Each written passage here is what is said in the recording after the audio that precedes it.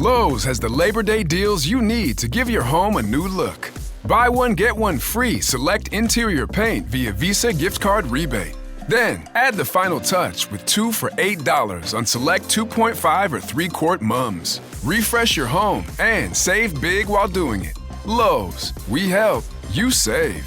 Valid through 9/3. Mums offer in-store only. Selection varies by location. While supplies last. More terms and restrictions apply. See Lowes.com/rebates for details.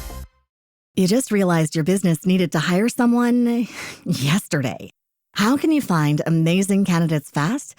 Easy. Just use Indeed. Stop struggling to get your job post seen on other job sites.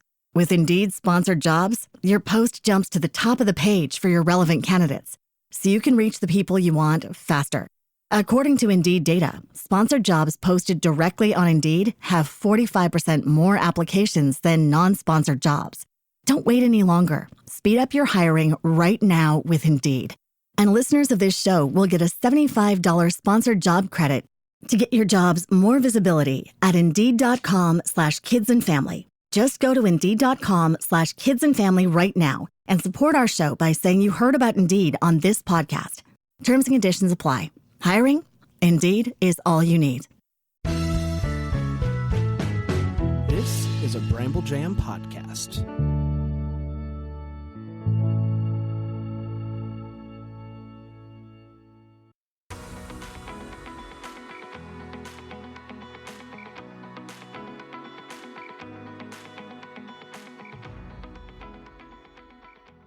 Welcome to Girls Gone Hallmark, a Hallmark review podcast. I'm Megan, and I'm a longtime Hallmark fan. I'm Wendy. I'm a former Hallmark hater. On today's episode, we are reviewing Double Scoop, which originally premiered on the Hallmark Channel on Saturday, August 23rd, but you can currently stream it on the Hallmark Plus streaming platform. Y'all, if you're not on Hallmark Plus, you need to head to Instagram because they are dropping promo codes galore. I saw you shared last night. There was one 2 months for $2. Get on that. Hopefully they continue to drop promos through the countdown to Christmas season to get people over to that platform. I think that platform is going to come in clutch because we don't have Peacock anymore. Yeah. So you don't have like next day streaming. Get your Hallmark Plus subscriptions now. I gotta tell you, I'm still using Friendly as well. Really? Yeah, because I like that sort of where you can like go and record it after it's aired and then I can fast forward through it. Yeah, but to me, my question is why would you just not watch it on Hallmark Plus without commercials at that point? Because this is usually the same day. Like, so if it's like Saturday night and I want to go and watch that movie and it has already aired on the Hallmark Channel, then I can just go over to Friendly and press record and then I can like zip through it. Yeah, got it. That 72-hour look back feature is pretty spectacular to just record anything that's been on in the last 72 hours. I want to still complain. I hate Hallmark Plus's user there's no fast forwarding or functions. Cannot stand it. I can only do it if I use the Apple TV app remote app on my phone is the only way I'm able to fast forward and rewind. And then I forget sometimes and I go to like boop, boop, boop, and it just like zooms all the way back to the beginning. Like just ruins my whole day. I know. I hear you. Speaking of Instagram, we'd love to have you follow us over there where we are Girls Gone Hallmark. Hey, if you're looking for more Megan and Wendy, we do have a Patreon. It's patreon.com/Megan and Wendy. And what we do is we drop, this is the best deal on the Patreon platform, I think. We drop a new episode every Monday-ish. Sometimes it's Tuesday. If you know, you know. But every week. So you get 4 new episodes a month from us. Yeah. And we're just like talking.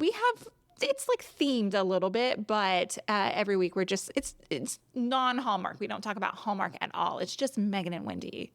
Yeah, if you relate to us, we think you'd like our Patreon. And if you just want to try it out, it is free for a week, patreon.com/Megan and Wendy. So you can check it out and see if it's worth your $5. Y'all, I'm looking at Wendy's Starbucks right here. You can't even get a Starbucks for $5. I have a freaking hot tea. It cost me $4.75. I know. Hot tea. A tea bag and water. Don't get me started. I have so many problems with it, but I believe I have a small addiction as well. So look, we all have our things, but my husband is not a coffee or tea drinker. He does not Starbucks is not his thing, but we were out and we had ordered, I don't know. And he was like, that drink costs $7. I was like, I know. It's highway robbery. It is. But it is also self-care and it makes me feel good. Yeah, I know. So hopefully our Patreon makes you feel good, guys. Yeah. Go over there, patreon.com/Megan and Wendy. I will leave a link in our show notes. I don't typically, but I will from now on because we would love to have you over there. We certainly would. Let's start with a synopsis of Double Scoop. Nora and James were once the dream team at a top New York ad agency, and now they're locked in a frosty competition for the sweetest client of all, a small town dairy farm that churns out the most delectable ice cream in the country. I got a lot to say about the ice cream production, or lack thereof, in this movie. Okay. Double Scoop was directed by Peter Sullivan, who has over 50 directing credits. His past work includes the 2024 Netflix holiday film The Married Gentleman, starring Chad Michael Murray.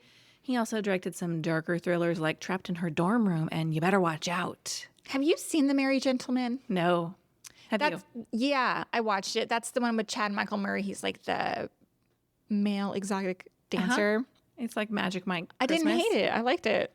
I kind of dogged on it, I remember, when it came out last year, but I did not hate it. The script for Double Scoop was written by Kara J. Russell, who has 14 writing credits.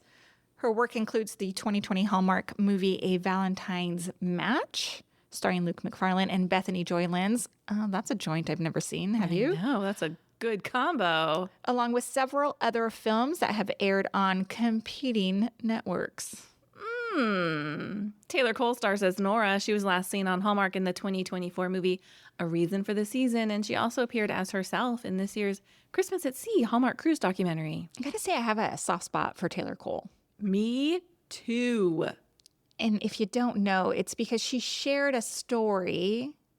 Did it ever actually make it in the documentary Christmas at Sea, or was it just the press stuff where she shared the story? There's a moment where the Vermeer mother went over to her and talked about Being a cancer survivor. Well, she wasn't a cancer survivor, I don't think. I think she carries the breast cancer gene That's and right, had a that's preventative right. double mastectomy. Right. And so she spoke to Taylor because Taylor's best friend had passed. But yes, she talked about in the press about everyone singing happy birthday to her friend that passed.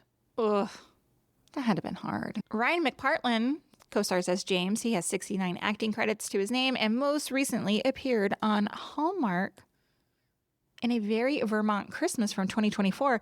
Fans might also recognize him from the Nikki DeLoach movie A Kind of Magic, which also goes by an alternate title, You Cast a Spell on Me. Is that the movie that we love so much?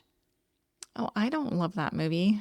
It's where she's like the witch. Yeah, I love that. That's the one that, it's so reviewed bad it. it's good. Yeah, I mean, I don't hate it. I mean, I kind of enjoyed it.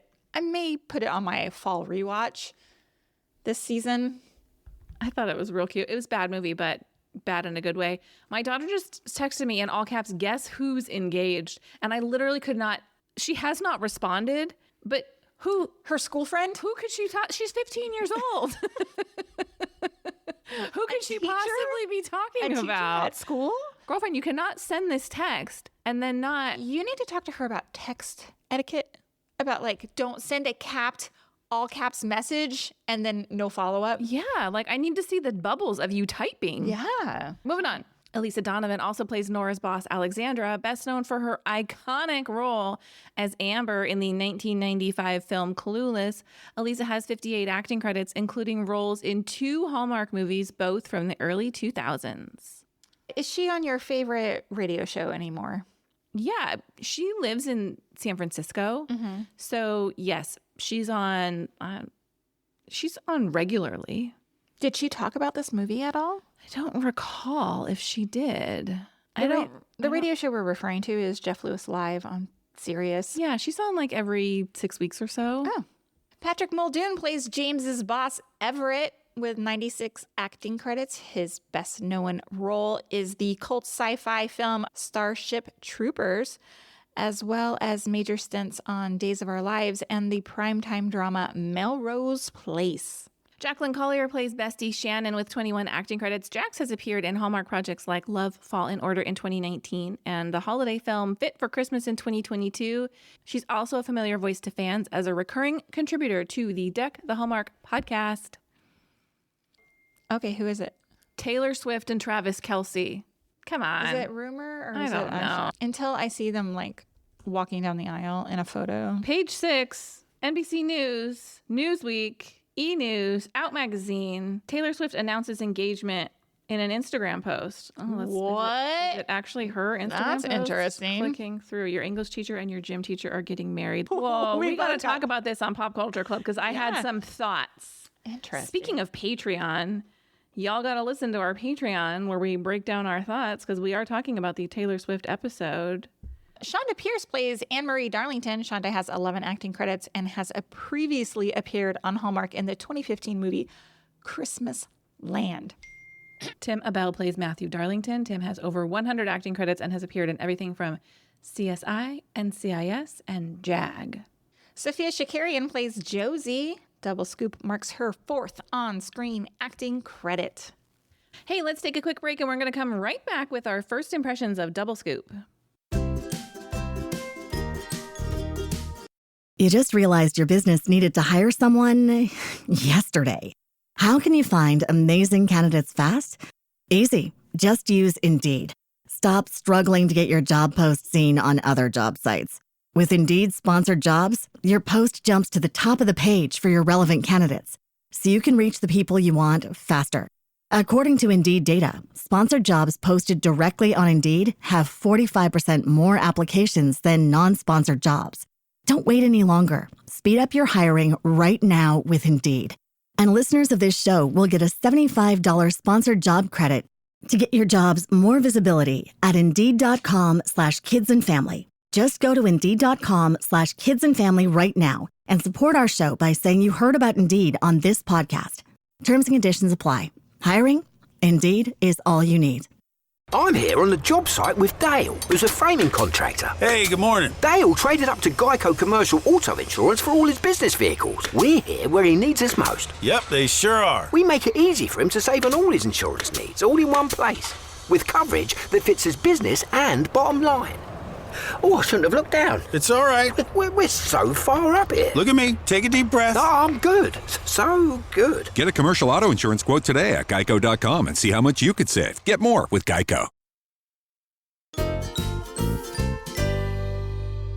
Hey, Wendy, what was your first impression of Double Scoop? Well, Nora doesn't hate sweets.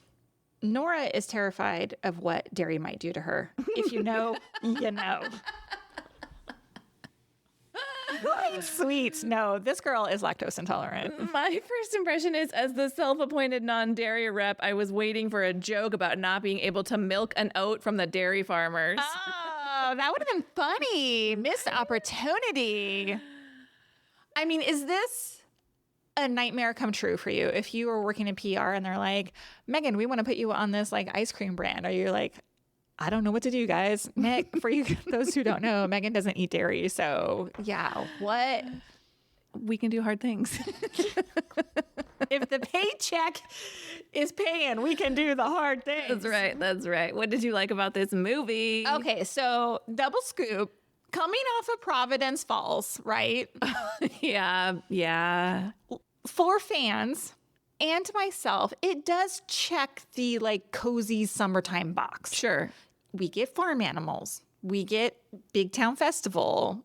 We get rival ex. They're not exes, I guess, but like, you know. No, but ex-employees. Yeah. So, you know, like it's Hallmark comfort food. Sure. Some weekends I really want to lean into Hallmark comfort. Mm-hmm. So it checked that box. Yeah, I totally agree that I think it is very classically Hallmark. It does the things that we want a classic Hallmark movie to do. Mm-hmm. The pieces are there. The farm animals were cute. It checks all the boxes, like you said. With that said, yes, this is not like my wish, but I do prefer, me personally, when Hallmark stretches within that box a little bit. So this is like I said, coming off of Providence Falls, which was real different and to mixed reviews. this is real safe. This is comfy for the viewer and the creator. Mm-hmm. For sure. And I did look at Reddit after I had written up my notes, and to your point, the reviews on Reddit were very complimentary, because I think you're right. Sometimes the classic Hallmark watcher wants what they know. Mm-hmm. They don't always want to be stretched. Sure. Sometimes I feel like that too. Yeah, of course. It's the reason why we rewatch Gilmore Girls. Exactly. Not because we're waiting for like the twist. We already know. Exactly. Rory's going to move into the pool house. But Rory's going to move into the pool house. Guys, if you guys are not watching Hallmark, or if you're not watching Gilmore Girls on Hallmark, you are missing out. You are missing out on an incredible show. And I see you Redditors. Watch it with an open mind. People on Reddit are saying terrible things about Gilmore Girls, and it really makes me mad. Mm-hmm. Okay. I want to just go back for a second, though. When I'm talking about like Hallmark stretching the box or doing things that really stand out, I can't help but think of last summer. Last summer, they put out some incredible movies. Junebug, The Magic of Lemon Drops, My Dreams of You. Like, I remember the titles of them. Unfortunately, this movie plays so safe. Next summer, I'm not going to remember Double Scoop, unfortunately. Yeah. Let me just say, Taylor Cole is so warm and lovely on screen. Mm-hmm. She came through that way on Christmas at Sea, as we discussed. I just find her so easy to watch on screen. Mm-hmm. She just comes across as like a weighted blanket of an actress. A weighted blanket of an actress. That's a nice compliment, I think. I think so. Now, I just scrolled back to look at the last movie she did, A Reason for a Season from 2024. We did not review that movie. No. Well, one thing I really liked in this movie, and this is really double tapping into a plot point, but I liked the business pitches when they did their pitches to the Darlingtons. Interesting. Wait, I have a lot of notes. Okay. I'm like, I'm doing the timeout. I have a lot of notes. Did I yell out loud, what in the DIY is this pitch? Yes, I did. But you had good ideas, like her subscription service. Terrible idea. Do you know how expensive subscription ice cream is? It is not affordable. Like, this is not going to like promote this ice cream brand into a stratosphere. His way better to get their ice cream into ballparks. Yes, very smart. Agree. But also there is the what's the word I'm looking for? It's not custom. The unique is not the word I'm looking for either, but we're going to go with it. Like the unique ice cream flavor, there is a crowd looking for that will pay for it, which is why you can ship See's Candy ice cream to your house. Which is why you can $50 for like 4 pints of ice cream. That is not sustainable. That is not a sustainable business not for model. Your average ice cream buyer. No, have you bought $50 worth? I know you bought it as a gift for somebody. I did buy it as a gift, but no, I don't order it for myself. But then my parents went and reordered it, of course. I have looked into that to give a gift to, and I was like, that's ridiculous. $50 for 4 pints of ice cream is ridiculous. Ridiculous. Okay, back to the business pitches. What I liked is that we actually got there. That is the purpose that they were visiting the Darlingtons at their farm. And then, things go sideways, as they do in these Hallmark movies. Yes. But we finally got back to the pitches, and I was excited. I don't know why. Maybe it's because I like to see marketing ideas and stuff like that personally. So I was satisfied that they closed the loop on that part. But with that said, and here's my negative, I thought their pitches were terrible, and they weren't terrible. I thought Nora's pitch was terrible, and I thought her actual visuals were dreadful. Mm-hmm. Small I liked the Patrick Muldoon, Elisa Donovan throwback pairing. I liked them as the bosses. Feels like a little stunt casting, right? Like you're going to watch this because they're in it. And for someone of the 90s, it scratches that itch for me, even though it does remind me of my own age a little bit. That's all I have to say about that. You know what I really liked? I liked the animals in this movie. I loved the animals in this movie. I am really into a cow, baby farm animals. Yes. I think it's because you and I have grown up in Southern California and we don't have access to like that kind of lifestyle. I used to go to summer camp on a ranch. Yeah. And they had these like tests you could take to like level up.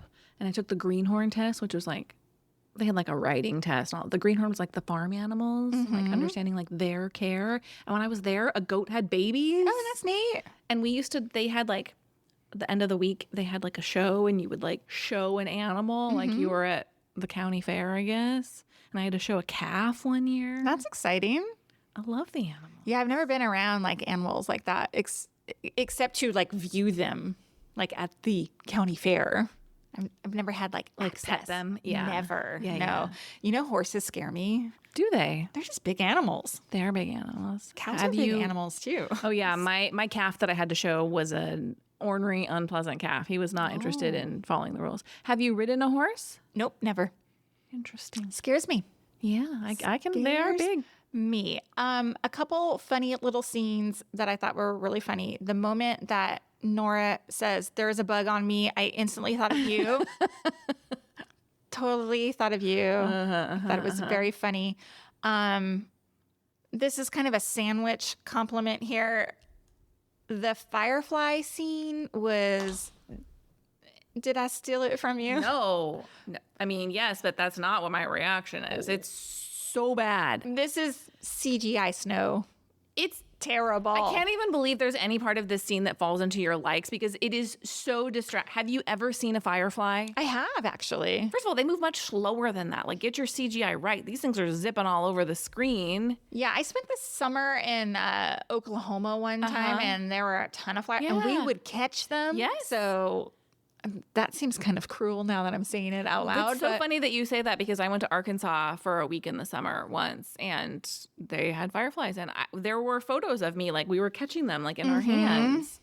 I mean, I guess the scene like on its face is like cute and magical, but there were so many fireflies. It was Wouldn't like you be like, swatting them away from you? Yeah. They're bugs. Yeah. Here's my compliment sandwich, though. The countryside itself, gorgeous. Greenery is beautiful, charming homes, big trees. Like, I loved all that. Sure. Alabama's pretty. Yeah, that's where they filmed this, right? Alabama. Yeah, but like the whole, like, just a bazillion fireflies was too much for me. Did you like anything else? That's it. One final like. I like the line, if you want someone to sit beside you, make sure they know the seat's open. Agree. I wrote it down in my notes. It didn't make my final notes, but you are correct. I thought that was... Put it on a bumper sticker. Uh-huh. My final like is the lovely Jaclyn Collier as Shannon. First of all, I loved her grammar nerd moment at the very beginning, talking subjects versus object, really spoke to me. But I think she gives great best friend energy. And you're going to hear her talk more about her projects, her roles, this role, and the moment that she was sad didn't make it to the final cut. We'll be back with the rest of our thoughts on Double Scoop after this chat with Jaclyn Collier. You just realized your business needed to hire someone yesterday. How can you find amazing candidates fast? Easy. Just use Indeed. Stop struggling to get your job post seen on other job sites. With Indeed sponsored jobs, your post jumps to the top of the page for your relevant candidates, so you can reach the people you want faster. According to Indeed data, sponsored jobs posted directly on Indeed have 45% more applications than non-sponsored jobs. Don't wait any longer. Speed up your hiring right now with Indeed. And listeners of this show will get a $75 sponsored job credit to get your jobs more visibility at Indeed.com/kidsandfamily. Just go to Indeed.com/kidsandfamily right now and support our show by saying you heard about Indeed on this podcast. Terms and conditions apply. Hiring? Indeed is all you need. Lowe's has the Labor Day deals you need to give your home a new look. Buy one, get one free select interior paint via Visa gift card rebate. Then, add the final touch with 2 for $8 on select 2.5 or 3-quart mums. Refresh your home and save big while doing it. Lowe's, we help, you save. Valid through 9/3. Mums offer in-store only. Selection varies by location. While supplies last. More terms and restrictions apply. See Lowe's.com/rebates for details.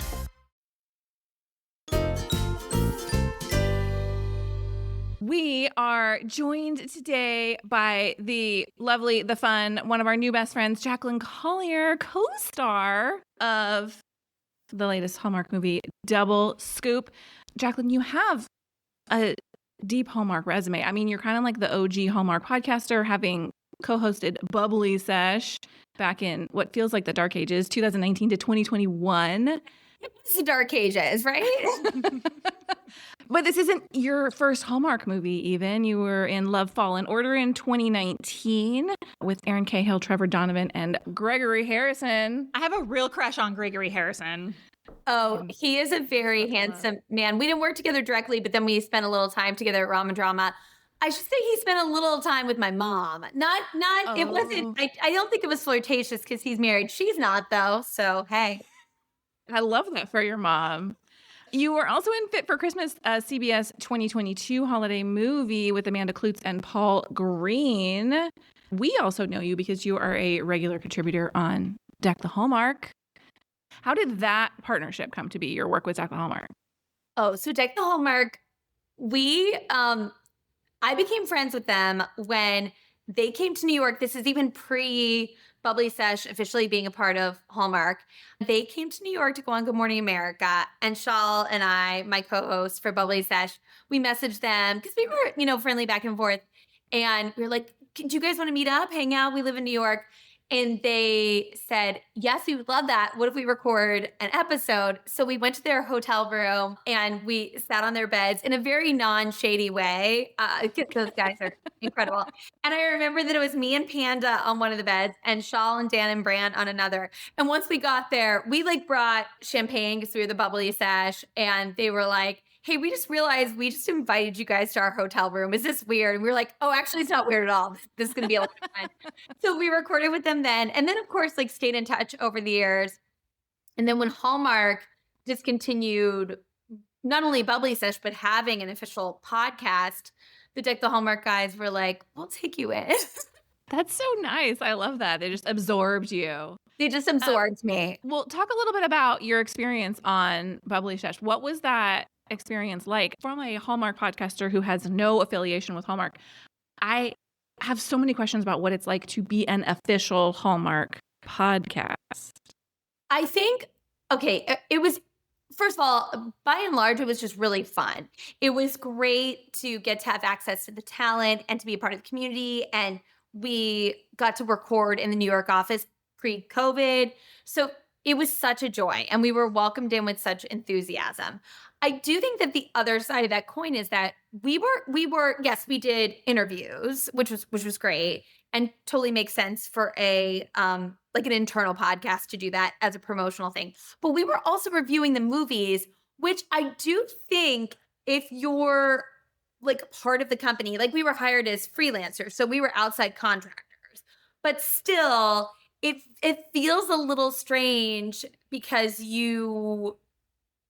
I've never lied, but I also wasn't able to give my unfiltered opinion. Now, the good thing is it's I am a fan of these movies.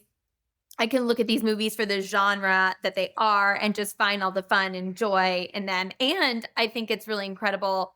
As an actor myself, I find it to be really incredible that they can put these movies together so quickly. So honestly, it's an incredible feat. But that was interesting to sort of realize oh, you're part of this now. And I think if I was still working for them, I would definitely suggest, or whatever they do in the podcasting realm, to definitely lean into the promotion, the interviews, BTS, rather than having a recap or review show. Yeah, definitely. I mean, and I think the fans love that too. I mean, we get listeners who want to hear the reviews, but there are definitely fans who want access to the behind the scenes stuff, the actors, the tidbits. Yeah, I think that's a really good idea. Why aren't you pitching that for them? I mean, maybe now I want to. I'm come on, guys. I think no, I'm their next big thing, okay. And I don't need to. I don't need to be on a podcast. Oh no, my gosh, no! I would love to podcast for them. I think the cool thing about it now is we've seen that the Hallmark podcasting community has grown exponentially. So I do wonder if there's a part of Hallmark Channel, and this isn't on any sort of authority, I'm just speculating, that they're like, we have all these podcasters out there who are doing it well, have incredible followings, and we're not paying them.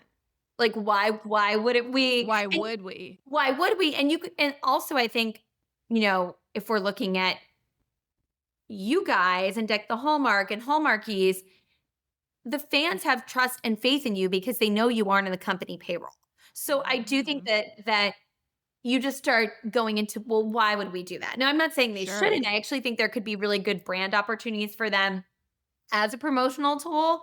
But I do think that I know they listen. I know they listen to all the podcasts. So I think that they're probably just like, wow, they're doing a great job. So why would we try and get in the game? Yeah, I think their move now is like trying to provide more access so that the podcasters can be that promotional tool for them. And I think they're realizing like, oh, you're right. We have these people that will do the work for free. Yeah, so I don't know that it's makes a ton of business sense for Hallmark to pay podcasters to do that. Although I do think there is like a collaborative opportunity for some paid crossover Hallmark. We could talk. Yeah, I actually think that would really, I think it'd be exciting if they started inviting like different podcasters to set depending on which. So if it's one of the, like if it's something like the Wedding Veil trilogy, you guys get to go. If it's something like Three Wise Men and a Baby, the guys go. Like I think that you can, there's so many opportunities for them to collaborate and pay for that collaboration is like what I would suggest to them, but they don't want my advice. But I'm giving it No, but I think it makes sense, right? Like I'm going to claim like the original Finding Mr. Christmas super fans. Like before anybody was watching that show, we were shouting from the rooftops like that they needed to be watching that show. There's the one called the Heart Podcasters, and that, everyone has their thing that is authentic for them, and that partnership would make sense. I did not mean to get into a business of Hallmark podcasting discussion here. That was inevitable. What are we going to do? So from your work, speaking of, we're all Hallmark fans here. I mean, Wendy is famously a former Hallmark hater, but like I love that about your dynamic, though. That's what's fun. Well, and has come to really appreciate the genre. Oh, totally. And I think your point about it being its own separate thing that we can discuss as a very specific type of product creation content. Mm-hmm. Do you have like a deep cut Hallmark movie that you don't think ever got enough love? Or just like an all-time favorite movie that you ride hard for? I ride really hard for Snow Bride. I think that movie is just like, it's a classic rom-com with all the best. It also feels like what I loved about like all the rom-coms when they were in their heyday in the 90s. It's heavy on the com and like a nice little light bit of rom, which is what I like. I like it heavy on the comedy. And I think that Snow Bride is one of those classics like that I hope they make more movies like that. That's what I like too. Heavy on the com, light on the rom. But you know what? I don't know what Snow Bride is. No, can you believe we've never seen that? I don't think I've ever seen it. I think you'll love it. It is so madcap and so funny. The script is great. The acting is exceptional. Like it is just one of those that, and I actually think it's one of our dear friend Dan's favorite Hallmark, if not his favorite Christmas one. So it's just really good. Do we need to do a pre-countdown to Christmas Snow Bride review? Oh, I actually think you should. Honestly, you will love it. I mean, Wendy's not watching the Chicken Sisters this month. You got nothing but time. Oh, I'm just gonna, I threw on, this is so anti-Wendy. The other day I was like, I'm really feeling fall right now. It's August, but I was like, I'm going to throw on a fall Hallmark movie. Can you believe it? I can't. I put on last year's Wes Brown, Erin Cahill. Oh, Autumn at Apple Hill. Yeah. It was so good. Like cozy fall feels. When it's 95 degrees outside. Yeah. I mean, come on. We need to just like take whatever we can get. We're going to have pumpkin spice back soon. Today, actually, I told Megan off mic, I was like, the line at Starbucks was out of control because the fall drinks came out today. Oh, was it today? Today. Labor Day weekend sounds like a perfect time for Snow Bride, so I think I'm going to do that this weekend. Would you guys let me know your honest, unfiltered? I mean, you are honest and unfiltered, so I can also just listen to the podcast, but let me know what you think because I really love that movie and I think you will too. I'm so excited. I think we should get it on the calendar next week. I'm being serious. It's so good. It's so good. Well, I love talking podcasting, but I really want to talk acting because I can tell you, first of all, we met you this summer. You were so delightful. We were terrified going into Bramblefest. We were like, nobody's going to know who we are, which is fine. But I was like, nobody's going to care. You walked straight over to us, knew who we were, knew which one was Megan, which one was Wendy. It just was like such the warmest welcome, which, to be fair, we got from everybody there. But I was just like, oh, that's so nice. That comes through on screen, that like cheerleader attitude. You were so fun in this movie, but let's rewind a little bit. Your first Hallmark movie experience, Love, Fallen Order. Talk about that experience. Like, did that come about because, I mean, obviously you are an actor, but did that come about because of your relationship with Hallmark? I will answer that in 1 second. I just want to say, like, I was so excited to meet you guys as everyone else. So thank you for saying that. But like, it was, I'm so not surprised to hear that you guys were nervous because it's going into a whole new thing, but we were all just so excited to meet you and have been fans of you guys, fans of your work. And yes, I definitely know the difference between you two, but what I do want to add that I think is really funny as someone who was part of a female podcasting duo, I remember being on a step and repeat with Shawl at like some sort of Hallmark event. And one of the photographers, because they had a sign that said like Jackson Shawl Bubbly Sesh, and someone screaming, which one's Jackson? Which one's Shawl? And I was like, and it was just funny. So I'm just laughing because just like letting you know from one, female podcasting duo to another, I get it. So funny.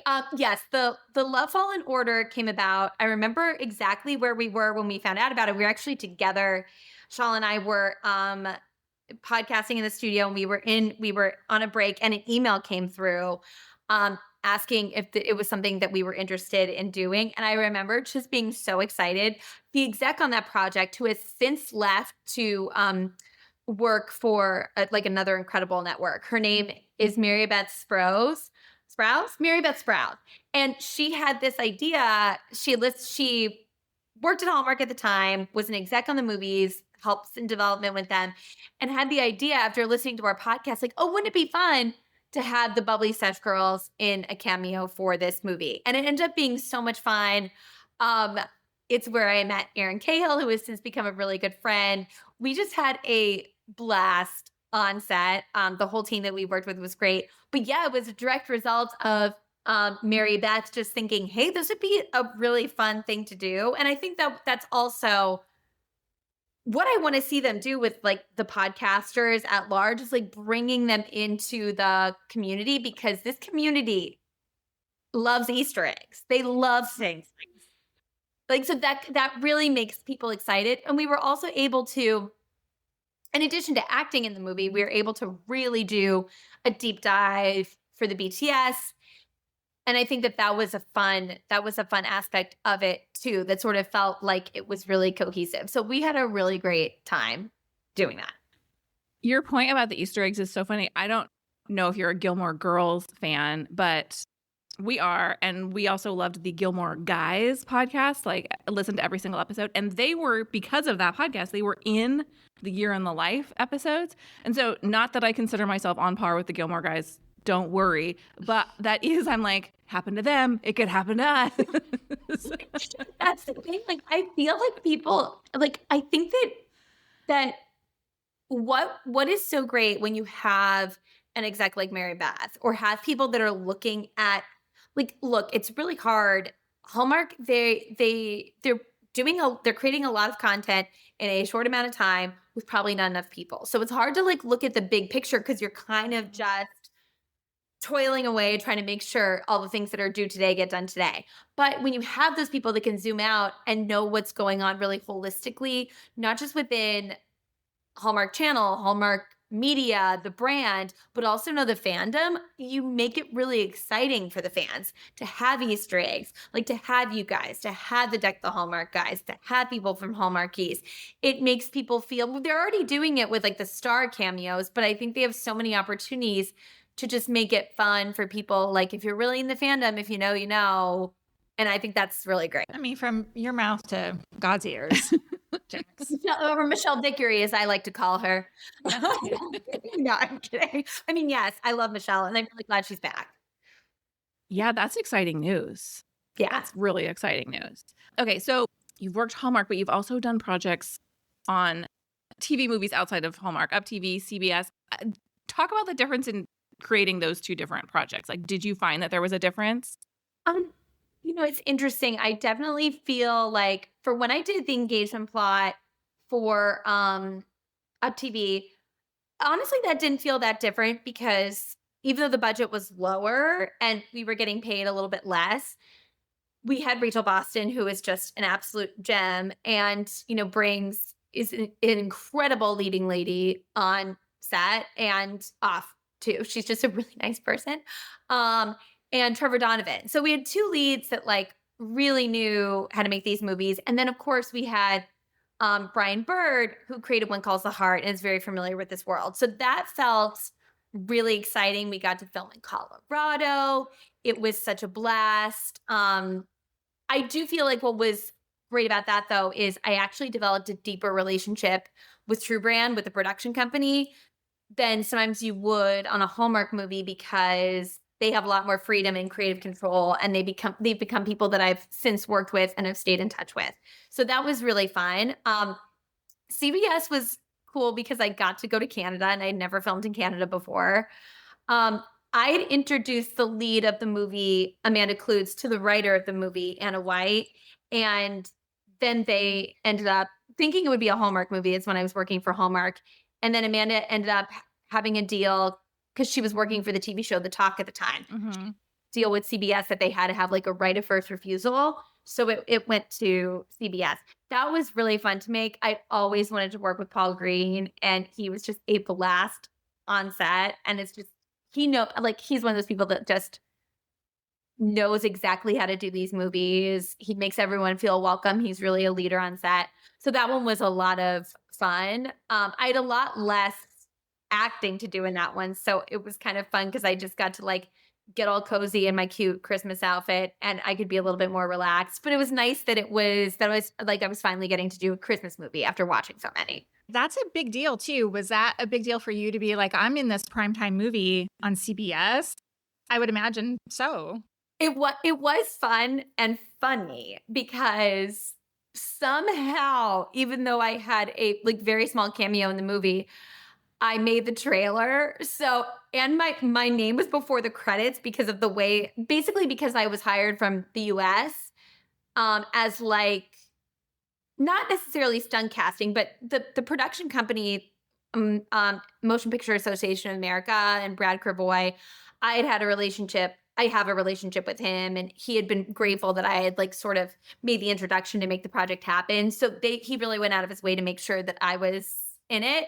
But it was funny because people were like, oh my gosh, you must have such a big part in the movie. I saw you in the trailer. And I was like, you saw almost all of what I do in the movie in the trailer, but I love that. So it was really fun. I think it was exciting for people in my hometown to get to see me on a network that they can just like turn on their TV and have, that they don't have to be like, wait, how do I get it?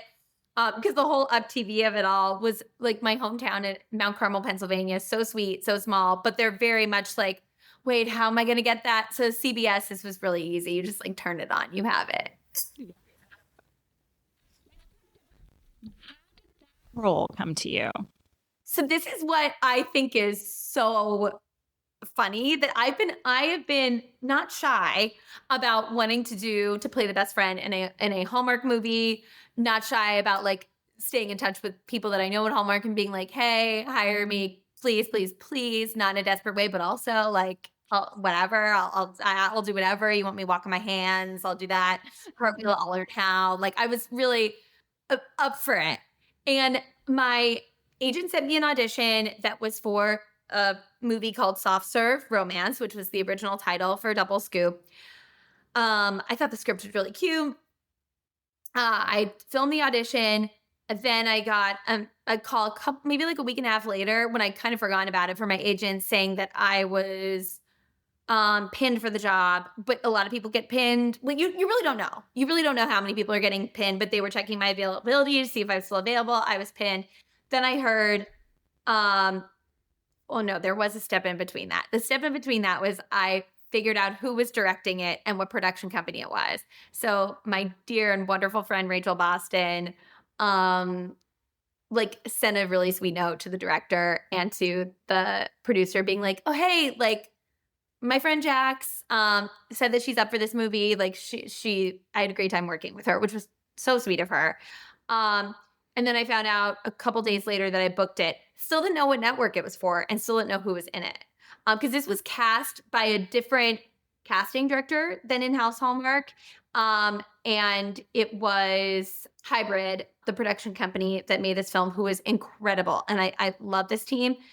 It was basically like they were making this movie, not on their own, like it was an acquisition because they knew it was going to be Hallmark, but it didn't have a Hallmark exec on the project from what I could tell or know. Like they trust Hybrid to make the kind of movies that they want to put on their network.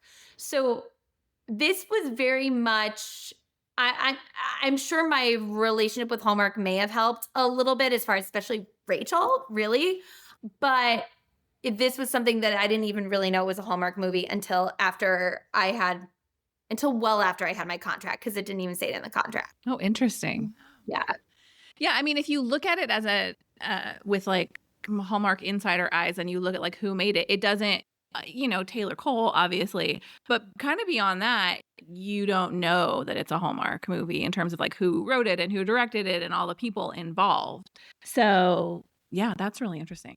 Yeah, that's very true, because like this same team is the team that did Merry Gentlemen. So like Peter Sullivan, our director, or Brian Nolan, our producer. So yeah, they make these movies, but they make them for all different networks. So yeah, I didn't know what network it was for and was asking around to see if anyone knew. But then when they told me Taylor was in it, I was like, oh, it's probably a Hallmark movie. So I was really excited when I found that out. But then even some of the people that I know at Hallmark, still, I let them know that I was in it. And they were like, oh my gosh, we didn't even know. That's great. Congrats.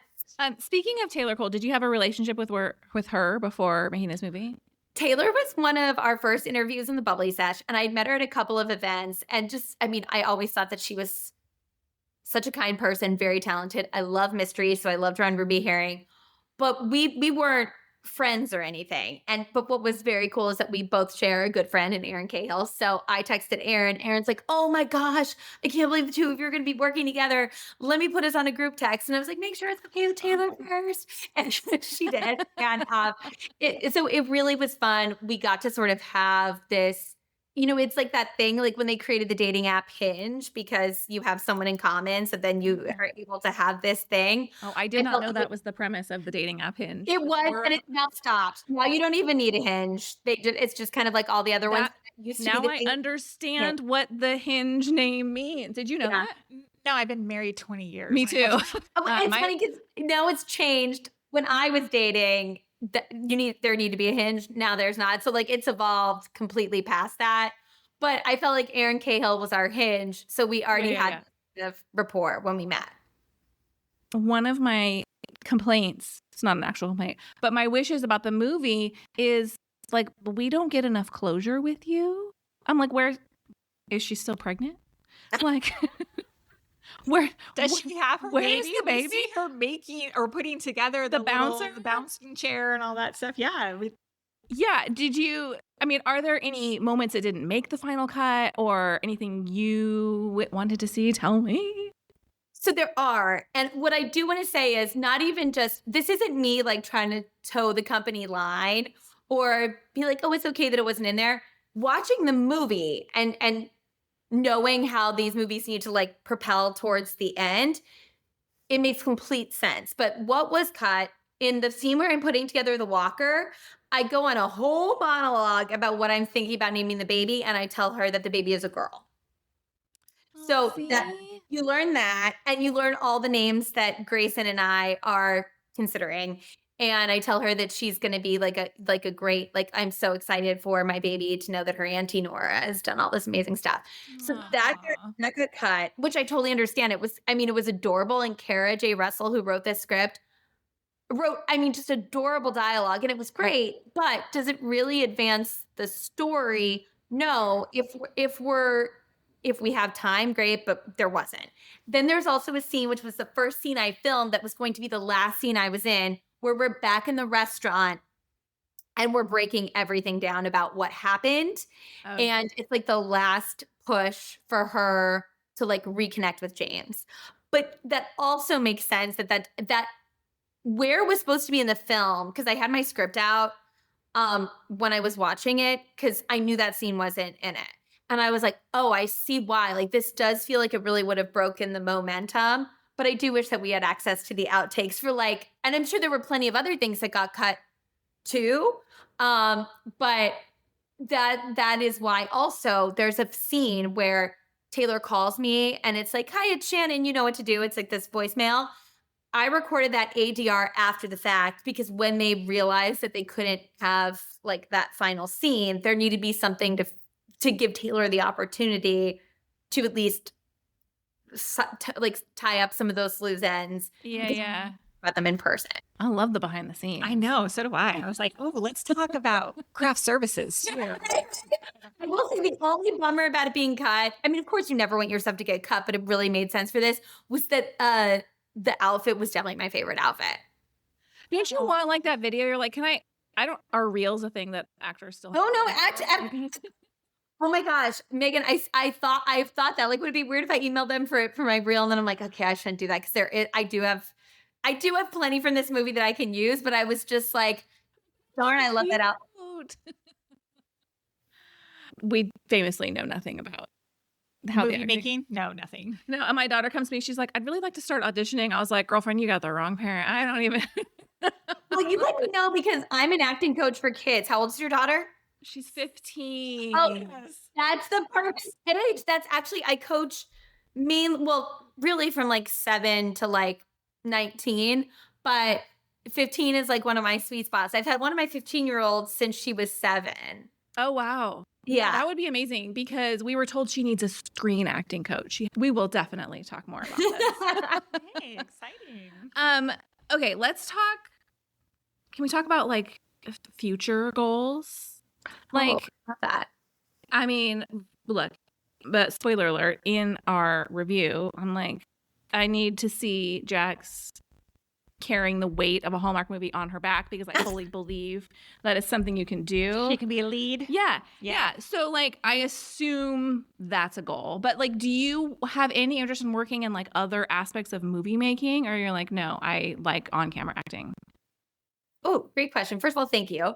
I think what's interesting is my goal in the Hallmark space for like the next like 2 years would be like to play as many of these best friend parts as I can, or like quirky music teacher or things like that. Like I would love to do that. Would I love to be a lead in one of these movies? Yes. But here's the thing. I feel very comfortable leading a play. Like it's something I've done a bunch of times. It's something I feel confident in. And I feel very comfortable like having large roles in TV and film. This is a very specific skill set, which is why I like go on and on it's funny because I am a fan of acting. I really thought I was just going to do like theater for the rest of my life, like Shakespeare, Chekhov, all these things. So I went to school with a lot of like serious actors. And I tell them, I'm like, I'm telling you, these Hallmark movies are a specific kind of thing where not only, if you're number one on the call sheet, not only are you you're responsible for carrying the movie, you're in almost every scene, but you also need to be a leader on set. And I think that I would love to do a couple more of these as the best friend. I wouldn't mind having a larger role as a best friend, but I think that I would rather do that first. And then like eventually jumping in to being the leading lady of my own life. As far as other things in movie making that I'm interested in, I love directing. I love writing. I just had a short film at a festival that I wrote and directed that one of my students was in, and my best friend from graduate school was in, where they played father-daughter. And people have said to me, "Oh, are you interested in writing a Hallmark movie?" And I was like, "No, like not at all. I'm not." Like I think the people who are really good at it should keep doing it. It's not something that I'm interested in. And really not in directing them either. I really like acting in them. Yeah. And I think that the stories that I want to tell, that I take on, whether it's like writing or directing or producing, I really want them to be, I'm very interested in exploring like female friendship, nostalgia, and like young actors with, yes, like joy and fun, but also with like this lens of sort of like melancholy and vulnerability. So something that is a little bit heavier than what you might see on Hallmark. But I would act in these movies until, the day I die, they'll have me. Yeah, I'm so interested in this project that you did that you just talked about being in a festival. Is that available somewhere? Oh, I can send it to you guys. So it's doing a festival. Yeah, I can absolutely send it to you guys. It's 9 minutes and 11 seconds. And it's basically this father and daughter making nachos together. And he's a fairly recently divorced dad. And it's sort of this one tiny moment of vulnerability that sort of changes their relationship. But it's very simple and gentle. But most importantly, it's like two people that, I had this student and I was like, she's incredible. She hadn't done any on-camera work. And then my friend, his name is Russell Daniels. He's done Broadway. He's done off-Broadway. He's done a lot of theater, and he has he's very successful. He has a great career, but he hasn't done a lot of on-camera work. And I kept saying to one of my best friends, Christina, I was like, I just want them to work together. I want them to do like Paper Moon, like a reboot, like Paper Moon 2 or something. Like I want them to be this father-daughter duo. And then I was like, wait a minute, why don't I just make something where they can do that? And so they are wonderful together. I'm so proud of them. I'm so proud of her. She was actually in a short play that I wrote that was at a festival in New York. And I'm working on a feature now that is sort of based on that short play. So I just love working with kids. I mean, especially young women. So Megan, your daughter, you let me know. Oh my gosh, she would love you. She would love you. She's a cool kid too. I think you'd like her. It's mutual. Yes, please send us that. I would love to see that. I would love to see that. Thank you for wanting to watch it. I'll definitely send it to you guys. Yeah. Double Scoop people can watch on Hallmark Plus right now, right this minute. But tell people where else they can find you after they're done listening to this. You can find me on Jaclyn. You can find me at Jaclyn Collier on Instagram. And I live tweeted the movie, but I don't really use Twitter X anymore. I tried to get on Blue Sky and it was unsuccessful. But if you do want to find me on X, I'm Jaclyn C Tweets, but mostly find me on Instagram, JACKLYNCOLLIER. And I love hearing what people think about the movies. I also feel like I have I take my work seriously, but I don't take myself seriously. So people will say funny comments about the movies, and unless it's like super mean-spirited, I usually find it very funny. So please feel free to DM me your unfiltered thoughts on the movie. Thank you so much for joining us. This was such a good time. We'd love to have you back. Thoughts coming into Countdown to Christmas. Are you excited? Are you nervous? Are you ready? Yes, all the things. I'm like really like, what is going to happen now that we have like finding Mr. Christmas? I'm excited to see how that. So like honestly, like you ladies, let me know if you want to hop on again to review anything. I would love to. I'm such fans of you guys. You've always been like a ray of sunshine in this space, and also so funny. And I think that that's what like we need more women in this space who can be funny and have that sort of not an edge, but just like realness, which I really appreciate. That's so funny because funny is it a word you'd ever use to describe? No. Never. Really? No, but I love it. I mean, I Yeah, aspire to that. Well, You're like, I do aspire to be fun. It's always landing with the people that it needs to land with. thank you. That's very sweet. Well, this has been so much fun. We will leave links to everything everywhere in the show notes of this episode. Jaclyn, this was so fun. Thank you for joining us. Thank you guys. I'll see you very shortly, if hopefully in person, but anytime you want me to review with you, I'm on it. Amazing. Awesome. When your company earns unlimited 2% cash back on all purchases with Capital One, that's serious business. So Steven at SandCloud got a serious business card, the Spark Cash Plus card from Capital One. We used our 2% cash back to help build our retail presence. Savvy, Steven. And we get big purchasing power, so our business can spend more and earn more. The Spark Cash Plus card from Capital One. What's in your wallet? Terms and conditions apply. Find out more at CapitalOne.com/SparkCashPlus. Lowe's knows that no matter your paint project, saving is at the top of your list. That's why when you shop today, you can buy one, get one free. Select Valspar and HGTV Home by Sherwin-Williams. One coat coverage interior paints via rebate. Shop these deals in-store or online today at Lowe's. We help, you save. Selection varies by location. While supplies last. Discount taken at time of purchase. See sales associate for details. Offer valid 8/21 through 9/3.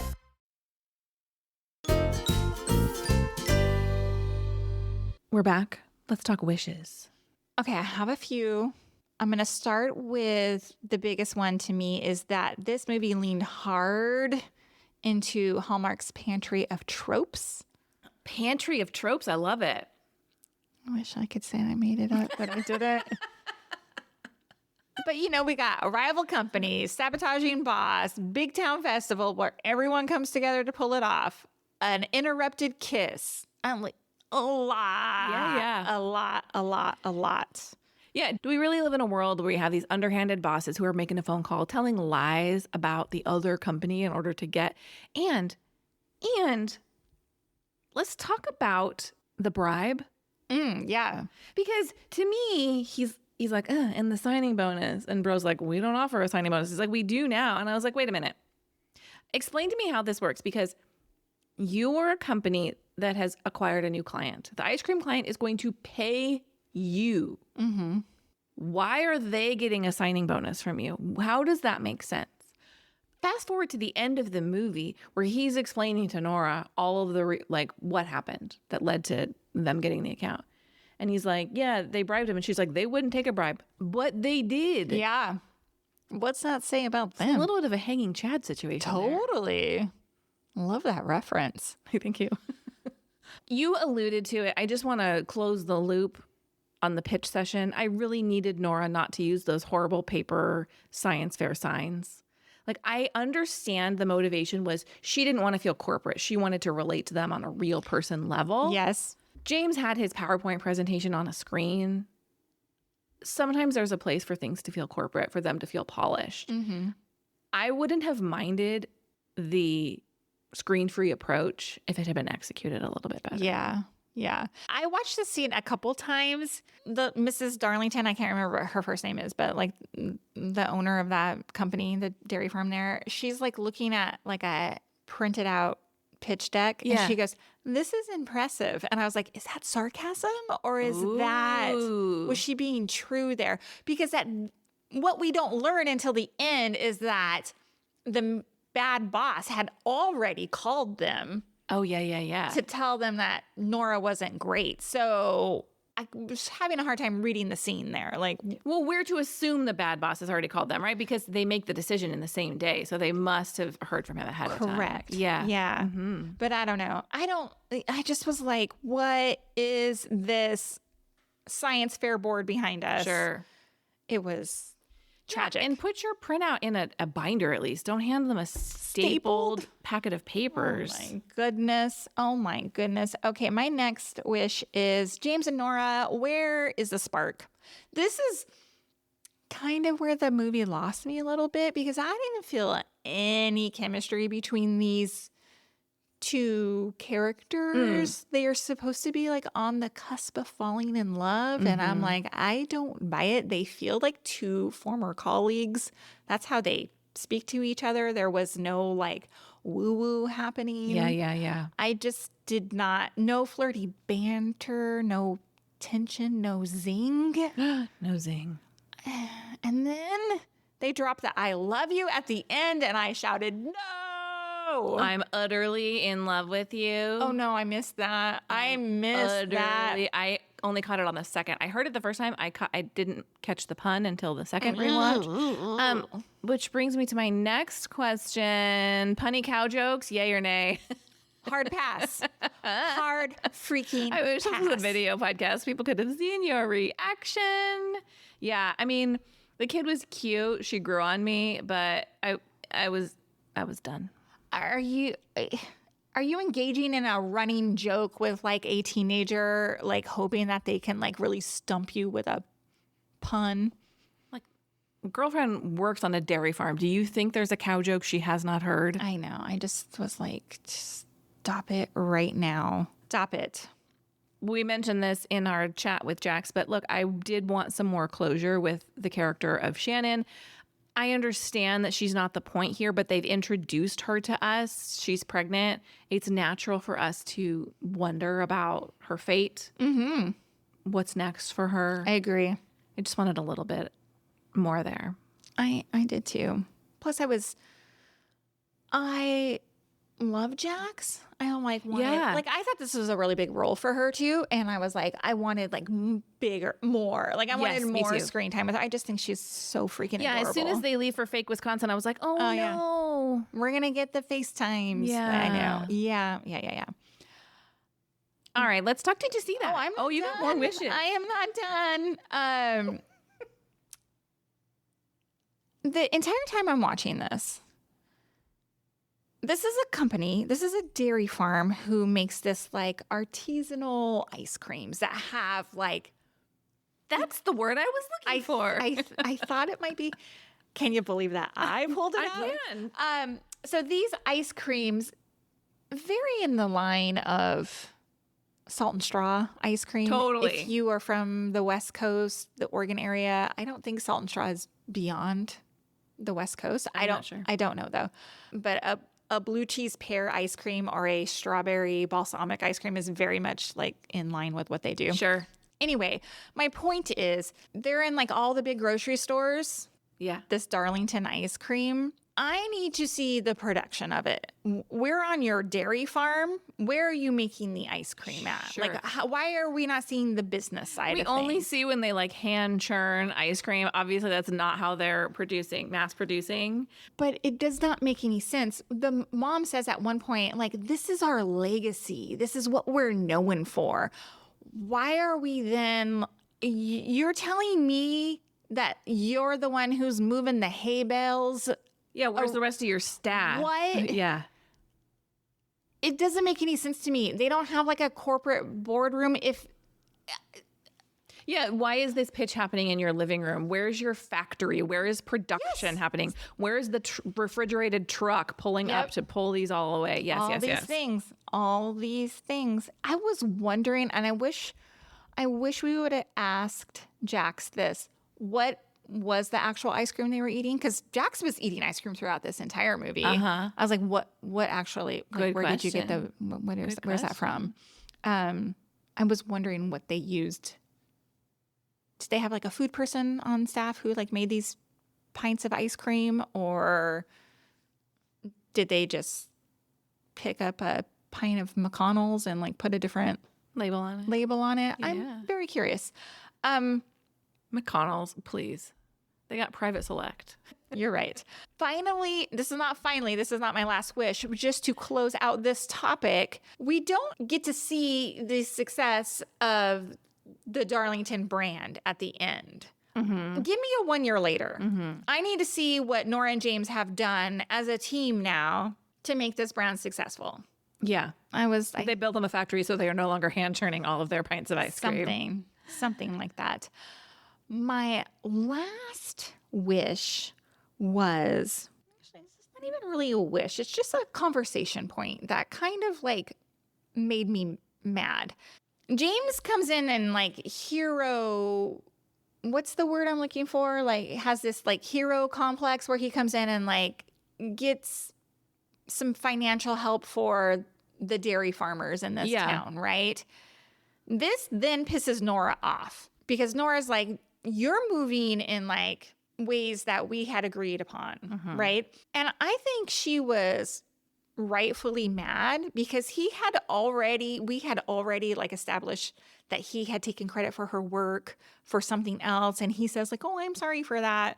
And then does this. Wouldn't you as Nora be like, time out, dude, you're doing unethical things? Yeah, I mean, I think, I feel like it walks the line because the problem is like, was his move in getting the support they needed, because they need a subsidy, right? Like the reason they need the subsidy is because like the same reason all American farmers receive a subsidy. So potatoes don't cost $17 a potato.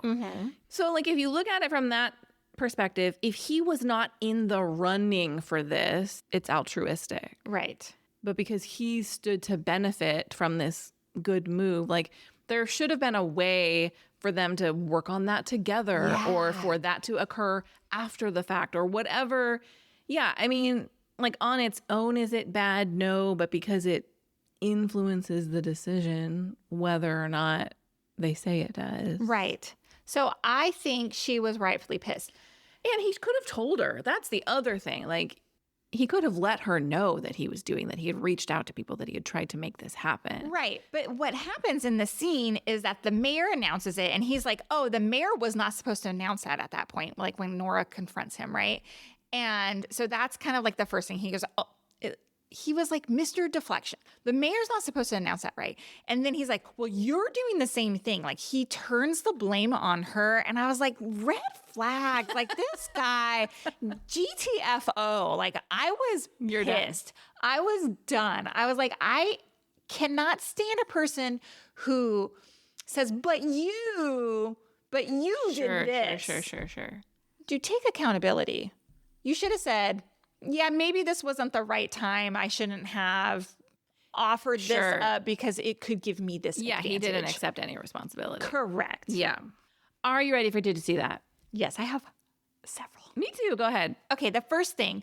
There's a farm scene. I don't remember if they're like at the big festival or what, but they're feeding like a young cow with a bottle. And I noticed this young cow has this metal thing on its forehead. And I was like, what is that? Yes. At first I thought maybe it was like just a tag, but no, I Googled, do you know what that thing is? No. So they put these metal plugs to prevent their horns from growing. And it made me feel really bad when I learned about this. Oh, no. Yeah. And here's the other thing, because I went down a rabbit hole. Why don't they want their horns to grow so they're not dangerous? Dangerous, yeah, to like their handlers or to each other. Yeah. But that doesn't make only bulls grow horns and bulls can't be milked? I don't know. It's some sort of like, it's called dehorning. So I don't know. That must have been a boy cow. I don't know. There's no such thing as a boy cow. That must have been a boy cattle. I don't know. Fun fact, cows are female, bulls are male. Cattle is the gender neutral term. Oh, interesting. But I'm going to tell you, I went down this rabbit hole and I was like, that has to be painful for the animal to have this like plug installed. Yes. And there's only some countries and some states that require anesthesia for this. Oh, no. I know. California is not one. This was in Alabama. You said it was filmed. I don't know if Alabama is on that list or not, but I'm like, and I'm not a vegetarian or a vegan. I love animals, but I don't want to know about these details. I don't want to know. Okay. Tell me your Did You See That's the next ones. The next one is Ryan, or this is Ryan McPartlin as James versus the mayor. They're standing up on stage and Ryan looks 7 feet tall and the mayor looks 5 feet tall. Like, it was almost comical, the height difference between these He's two. much taller than the actor playing Lavery too, because there's a scene and they shoot them at their face height. And so the shot when Lavery is speaking, it's angled upwards, like he's looking up. Oh, really? Yeah. I wonder how tall he is. I mean, put an apple box up there for the shorter actor. Like, Yeah, give them the Chris O'Donnell treatment. The what? This is a reference I make often. They had to dig a ditch on Circle of Friends for Minnie Driver to walk in because she was so much taller than Chris O'Donnell. Oh, interesting. I said Batman. Wasn't he Robin? Chris O'Donnell? Is I'm thinking like he was Robin. Okay. I'm just picturing like Robin like little and like Batman big. So anyway. He doesn't give Batman energy. Yeah. Okay. In the beginning, when James and Nora run into each other literally and she drops her ice cream, he like picks it up and he was like, Nora. And she's like gone. And he just takes it. Like, it was 8 seconds later. You could have found her. She did not. Taken 2 steps with his very long legs to catch up to her. She's not Batman. She didn't fly away. When they first arrive at the farm and they want to pitch the Darlingtons, they're like, well, we're going to put you to work. And so they work all day on the farm. Cut to Nora falling into bed in the clothes that she's been working in all day, but she's pristine. Like her makeup's perfect, her clothes are perfect, and she gets into bed. I'm like, girlfriend, you've been on the farm all day. You got to get your outside clothes off the bed. Yeah, you don't get on the bed with those dirty clothes. No, you do not. Nora finds the stuffed cow in her desk drawer and goes to throw it away. And look, I assign real feelings to inanimate objects, especially stuffed animals. And I was like, I was mortified. How dare you don't throw stuffed animals away?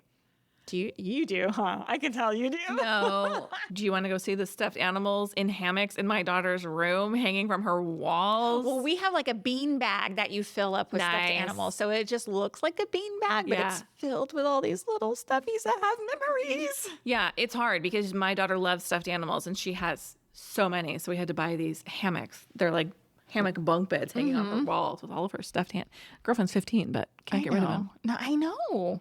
I have the same feeling for like Christmas ornaments too, like that are character-ish. Like, no, you can't get rid of those. Oh no. Yeah. My last did you see that is when they name James vice president, they're celebrating with sparkling cider. And they even said, drink your juice. Drink your juice. I was like, what? This is not giving like promotion. I thought it was really weird. I thought it was odd too. They bust out the $4 bottle of Martinelli's. I actually, friendly to the rescue, I could rewind it because I was like, wait a minute. When I heard the drink your juice, I was like, are they actually drinking champagne or nope, they're actually drinking sparkling cider. Indeed. So, yeah. I give credit to listener Mackie for this next. Did you see that? Listener and Facebook moderator Mackie, one of our MVPs. She emailed us to let us know we all saw the misspelled cake in the beginning, Alexander instead of Alexandra. There's a callback at the end when Nora's cake is spelled Norma. Oh, I did not catch that. And it's a blink and you'll miss it moment. I saw it because Mackie pointed it out. So thank you for that. Loved that full circle moment. Finally, when they're kissing on the sidewalk outside of the restaurant, there's a huge rush of people walking by on the sidewalk. And then the cameras pull back. And behind them, there's nobody on the streets. Like, oh, really? Every background actor they had was in that one little area. And I was like, spread them out a little bit. Make it look like there's some people there. Are you ready to rate Double Scoop? I am. What'd you give it? Keep in mind, I feel like this one checked the box. I gave it 3 stars. Me too. Okay. Thank you for listening to Girls Gone Hallmark, a Bramble Jam podcast. If you love this podcast, you know we love your 5-star ratings and reviews. Drop them. Also, give our Patreon a listen. Gives you something to listen to on days when there's no new episode of Girls Gone Hallmark. And if you need a little break from Hallmark content, which, come on. We'll be back next time with more Hallmark reviews. Goodbye. Bye.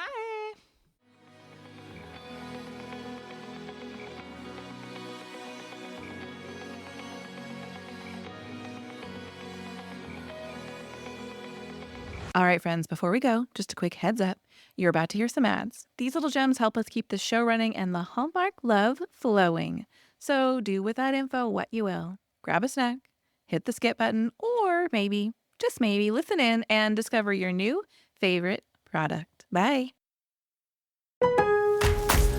Lowe's knows that no matter your paint project, saving is at the top of your list. That's why when you shop today, you can buy one, get one free. Select Valspar and HGTV Home by Sherwin-Williams. One-coat coverage interior paints via rebate. Shop these deals in-store or online today at Lowe's. We help, you save. Selection varies by location. While supplies last. Discount taken at time of purchase. See sales associate for details. Offer valid 8/21 through 9/3.